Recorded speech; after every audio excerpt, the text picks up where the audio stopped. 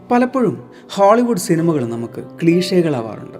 അതായത് ഈ ഇൻട്രോയിൽ പറഞ്ഞതുപോലെ വലിയൊരു വീട്, ആ വീട്ടിലേക്ക് താമസിക്കാൻ വരുന്ന വലിയൊരു ഫാമിലി, ആ ഫാമിലിയിൽ ഒരു ഇളയ കുട്ടി ഉണ്ടാവും. ആ കുട്ടിക്കായിരിക്കും പ്രേതത്തിനോട് ഏറ്റവും കൂടുതൽ ഇഷ്ടവും പ്രേതത്തിനെ കാണാൻ സാധിക്കുന്നതും സംസാരിക്കാൻ സാധിക്കുന്നതും. രണ്ടാമത്തെ കുട്ടി സ്വാഭാവികമായിട്ടും കുറച്ച് ദിവസങ്ങൾ കഴിഞ്ഞിട്ടാണ് പ്രേതമുണ്ട് എന്ന് മനസ്സിലാക്കുക പോലും.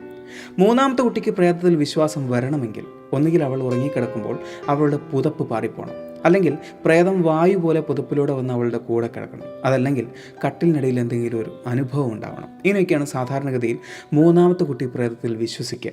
ഇനി അച്ഛനും അമ്മയൊക്കെ വിശ്വസിച്ച് വരുമ്പോഴത്തേക്കും ഇളയ കുട്ടിയെയും കൊണ്ട് പ്രേതം ഒന്നുകിൽ കറണ്ടില്ലാത്ത അണ്ടർഗ്രൗണ്ടിലേക്കോ അല്ലെങ്കിൽ പൊട്ടിപ്പൊളഞ്ഞ മച്ചിൻ്റെ മുകളിലേക്കോ പോയിട്ടുണ്ടാവും. ഇതിൻ്റെയൊക്കെ പുറമെ വെറുതെ കറങ്ങുന്ന ഒരു മ്യൂസിക് ബോക്സ് വേണം, അതല്ല എങ്കിൽ ഇടയ്ക്കിടയ്ക്ക് ഇളകുന്ന ഏതെങ്കിലും ഒരു പാവ വേണം. ഇങ്ങനെ ഈ ഇളയ കുട്ടിയെ തിരിച്ചു കൊണ്ടുവരണമെങ്കിലോ ഒന്നുകിൽ ഒരു പ്രീസ്റ്റ് വരണം, അല്ലെങ്കിൽ എഡ്വേർഡ് ആൻഡ് ലോറൈൻ വാറിനെ പോലെ ഏതെങ്കിലും പ്രേതങ്ങളോട് സംസാരിക്കാൻ പറ്റുന്ന ആരെങ്കിലും വരണം. ഇതൊക്കെയാണ് നമ്മൾ കണ്ടുകൊണ്ടിരിക്കുന്ന ക്ലീഷേ ഹോളിവുഡ് മൂവി. എങ്കിലും ചില സിനിമകൾ ഇവയിൽ നിന്നും വ്യത്യസ്തമാണ്. അതായത് കണ്ടുകൊണ്ടിരിക്കുന്ന സമയത്ത് ത്രില്ലടിപ്പിച്ചു എങ്കിലും പിന്നീട് വർഷങ്ങൾ കഴിഞ്ഞാലും അതേ ത്രില്ല് ആ സിനിമ കണ്ടുകൊണ്ടിരിക്കുമ്പോഴോ ആ സിനിമയെക്കുറിച്ച് കേൾക്കുമ്പോഴോ നമുക്ക് തോന്നും. അത്തരത്തിലൊരു സിനിമയാണ് 1988 റിലീസ് ചെയ്ത ചൈൽഡ്സ് പ്ലേ.